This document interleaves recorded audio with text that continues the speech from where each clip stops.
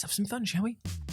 Hello all of you beautiful little demons, Jules here for WhatCulture.com, back again with another episode of the awesomely named and awfully hosted Tues Your Own Adventure, the weekly medieval themed format where I, the crown Jules of WhatCulture.com, take a list chosen by you, yes you the person whose bike is missing.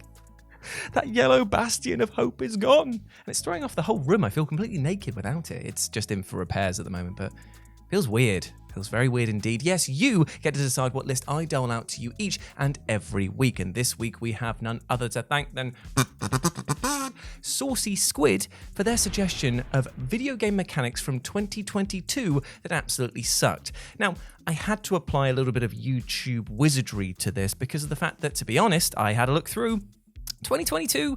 Pretty slim pickings for games as it is at the moment, and the ones that are out didn't have super bad mechanics, so I've rolled it back to 2021, 2019 as well. So it's recent video game mechanics that absolutely bomb, so I hope that that is good enough for you, my liege. I bow to you, a mere peasant, a jester of the court. To thy mercy. I don't know where I was going with that one, but still, let's get on with this list, shall we? As I'm Jules, this is WhatCulture.com, and these are 8 video game mechanics, recent video game mechanics nonetheless, that absolutely bombed. And you know the drill by now. Say hi to me here in the live chat and put your suggestions for next week's episode down in the comment section below. But with that, let's get on with the list, shall we? Number 8, musical time limits of Bird and Cage. So, when Of Bird and Cage was announced, it seemed like the Venn diagrams of musical melody and beautifully fresh gameplay mechanics were going to merge in a sound that was going to be sweet music to our peasant ears. But unfortunately, when the game actually came out, the only sound that we heard was, "Oh, this ain't too good." According to the pre-release hype, this game was going to contain both an in-depth and emotional narrative throughline and deliver its story through the lens of music. But not just any music, however, as here the tracks wouldn't repeat themselves ad nauseum while the player just ambled about, and instead gameplay was going to be timed with sections of music, and once the track shifted, so too would the entire gameplay experience. Now, in practice, this sounded like it would be able to tie the emotion of the actual scene that we're seeing with a beautifully thematic and rich score, but unfortunately things were very divorced dad rock when the game came out, rather than the sweet symphony that the developers probably expected. And this was down to the often convoluted way that puzzles were presented to the player, causing them to waste a ton of time trying to figure out just how to progress, leading to the music then ticking over and the section ending with little understanding of what's actually going on. This, in turn, made the emotional beats drag enough to give J.K. Simmons fizzy blood and left the player feeling disconnected from the events that they were supposed to be invested in. It was all the right notes, just played in the wrong order. Number 7, a jump button in a flat city. Taxi Chaos. So let's make no bones about it. Taxi Chaos is a clone of Crazy Taxi. Oh, sorry, I should probably say it in its proper vernacular here. Crazy Taxi. But this is the thing. If that game managed to capture and copy the same high-octane, over-the-top energy, then I would be saying that it was a copy, and that would be a positive. But alas, this was about as fun as sitting still in standing traffic while the guy opposite you is mining for gold in his nose.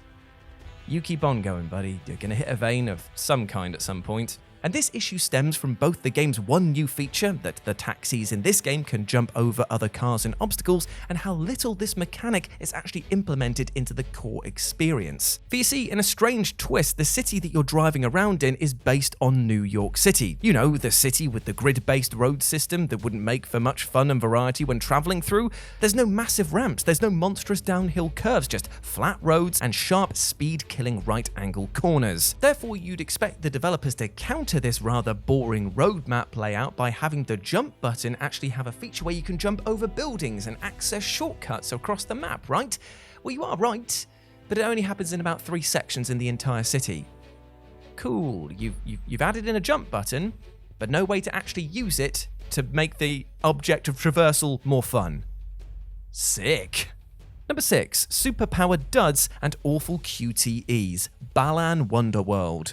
Honestly, there is so much to loathe and laugh at when it comes to BALAN WONDERWORLD, because everything this game touts as being fresh, exciting, and new, and I'm going to stop there because I might actually pull a finger through use of over quotation marks here, is not actually the case. It's tired, it's worn out, and to be honest, it's very boring and badly implemented. So good going.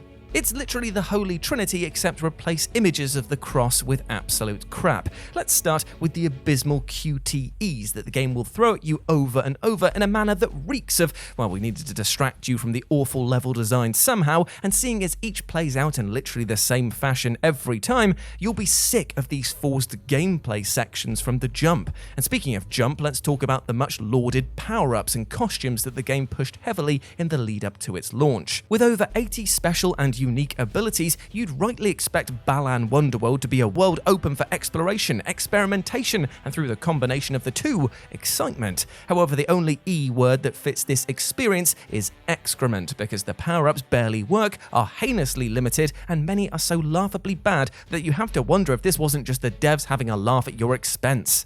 Baby's first Mario Odyssey this was not, as even with all of the powers combined in bland WONDERWORLD, you'd not even be able to get out of that game's opening area. It sucked. Number 5. A good but pointless stealth mode, Werewolf the Apocalypse. So one of my biggest pet peeves in gaming is when titles try to just stick in or staple on a stealth section in their games, and you're left thinking to yourself, why the hell have they done that? And clearly the devs thought the same, because otherwise they would have implemented that idea as a core mechanic. And usually this means that these stealth missions absolutely suck. However, when it came to Werewolf the Apocalypse, the stealth sections included are surprisingly decent. Seeing you take on a wolf form in order to slink behind guards in order to snap their necks, crawl through small spaces and use your heightened senses in order to detect movement patterns and other dangers. It's just a shame then that the game completely undoes all of these efforts to create an immersive stealth experience with the other side of its furry coin, namely that the player can at nearly every given occasion turn into a monstrous 10-foot tall werewolf and rip throats out of goons like they were an obsessive larynx collector. What is the point of wasting 10 to 15 minutes stealthing around the map when you could just slam a load of furry roids and just destroy all of the guards in about 10 seconds? I mean, you know that adage thing where people always say like, oh, people choose the road most traveled because it's clearly the most obvious? Well, if you're going to present somebody with the option of waste a lot of time going around using your brain or just go obviously, we're going to choose the second one, aren't we? We're gamers. And it's such a shame, as the stealth mechanics are one of the few real positives about this title, but are rendered completely pointless by the bland action options. Number 4. Free-to-play football with microtransactions, eFootball. Okay, so in principle, eFootball should have been an absolute belter of a football game. I mean, it was another game in the almighty lineage of the Pro Evolution Soccer series, and it was approaching the market with a pretty interesting new angle. And by pretty interesting new angle, I mean, what the fuck? For you see, Konami, in yet another of their let's reinvent the wheel with a poisonous cube moves, decided not to spend the time and effort creating a true rival to the FIFA experience with fresh and interesting gameplay mechanics, but instead focused on how to turn the entire sport of football into a microtransaction buffet, making the act of purchasing a key mechanic of this game. We need not go over how hilarious it was to see pre-orders for the game come with a caveat that all of those early bird bonuses you were buying wouldn't even be in the game until months after release, but we most definitely need to look at the studded boot dropkick to the shins that was the lack of any game to play here. eFootball arrived on the scene missing every single mode that PES was famous for, meaning that those who picked up the game on launch were given nothing to bite down on apart from their controllers in frustration. The dev team was too busy figuring out what to sell back to its fan base that it didn't even think to give them anything to actually play. And I know that a lot of outlets have already used the expression of eFootball truly is an own goal. This isn't an own goal, mate. This is like a Sunday league dad slicing the ball into the car park and hitting an OAP who's having a mushy pea dinner. Disaster. Number 3. Having too many mechanics. Warhammer Age of Sigmar Stormground. Right, okay, so I don't know if I've told you this before. Dan, have I told people about this before, that I kind of like Warhammer a little bit? Yes? Yes, therefore it pains me greatly to have to speak ill of the great franchise that has taken so much of my time, love, sweat, tears, and other bodily fluids that I do not care to mention here. Now, for those of you who have never played a game of the tabletop giant known as Warhammer, firstly, you are definitely missing out, as it is amazing fun, but secondly, if you do want to get into the experience, you're going to need to be ready to learn a lot of rules. There are rules on how to build your army, cool rules to actually play the game itself, rules about spells and powers, situational strategies to memorize, stats to tattoo into your very brain, and of course, a million keywords that affect different units and characters. It is quite overwhelming to say the least. Therefore, you think that when trying to present their own take on the Age of Sigmar range, that Gasket Games would make things as clear as possible. However, as you can tell from the tone of this piece and my voice, that is not the case, as the player is presented with a cacophony of keywords, terms, abilities, battle mechanics that are unique to this game, and so much more that it is just way too much. However, the real villain of the piece is that barely any of these rules and mechanics are conveyed to the player clearly, meaning that the deep, rewarding, and often fun gameplay is hampered by the player never feeling like they have true control over what's going on. Plus, things aren't helped by the fact that another in-game mechanic, one which turns unspent summoning resources into another resource that allows players on the field to cast spells and powers,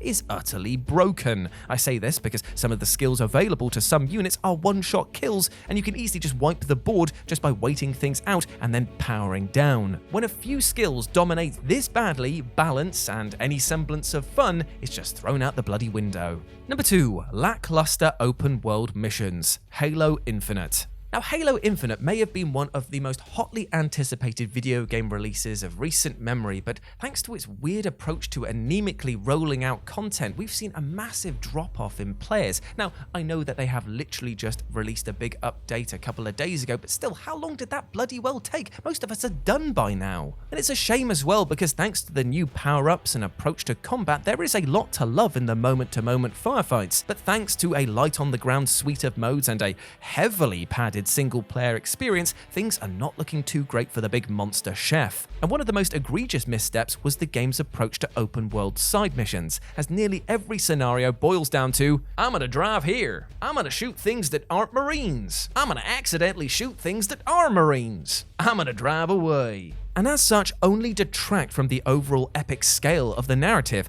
Plus, I can't think of anything less important when the entire ring that you're on might activate at any time or unleash some untold power than taking a 20-minute detour to shepherd some goons back to base, like you're playing a high-res version of Hurdy-Gurdy for the PS2. PS, play Hurdy-Gurdy for the PS2, it is utterly brilliant and charming and beautiful, and I love it. Plus, the rewards for doing so come in the form of an expanded armory, either forcing players through the grind for better loadouts or making them actively rely on the few guns that they had, thus bypassing all of the weapon experimentation that this game touted in its run-up to launch. And number 1, tactical growth stunts gameplay, CROSSFIREX. Ah, Crossfire, what a weird and full of waifu series you are.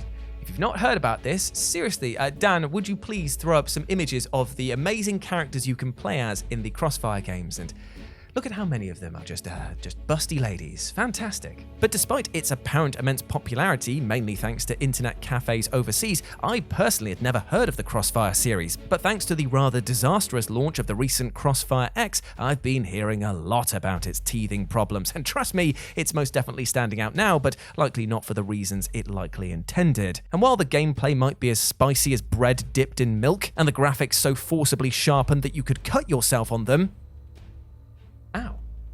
The real stinker of the bunch is the tactical growth system, which allows players to spend currency earned through kills to upgrade their character. And I mean character, not loadout, character. You can unlock through kills in this game, kind of like the kill streak system from Call of Duty, the ability to, and these are very, very cool, you can increase your movement speed, you can increase your reload speed, you can just give yourself a massive shield to hide behind, and best of all, you can increase the fire rate of your weapons. Can you see how this experience might end up as a little broken? You're basically rewarding those that are already good at the game with perks that make them nigh on unbeatable. And the faster fire rate popped me especially because destroying gun balance in a game like this should be your #1 goal to prevent, right? And it seems like the community agrees, because this game has received a critical mauling to say the least, meaning that the only X in Crossfire's future is going to be the X marking where this franchise is going to be buried. And there we go, my friends. Those were 8 recent video game mechanics that absolutely bombed. I hope that you enjoyed that, and please let me know what you thought about it down in the comment section below, as well as put your suggestions for next week's episode down there as well. If you want to chat to me further, you can do so over on Twitter at RetroJ with a 0, or you can swing by Live and Let's Dice, where I do all of my streaming outside of work, as well as my Warhammer Battle Reports. You can see at the moment that I'm painting up a tasty Chaos Knight on the table there, sickly orange colour, because I do love me some loud clashing colour schemes. Oh yeah, baby!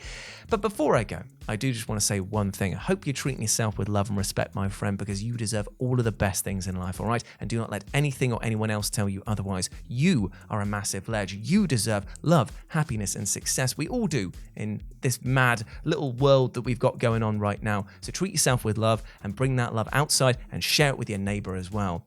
Because that's the only way that we're going to get through this crazy thing called life, and that's together as a society. So yeah, big love to you all, my friends. I will catch you next week. As always, I've been Jules. You have been awesome. And I'll see you soon. Bye.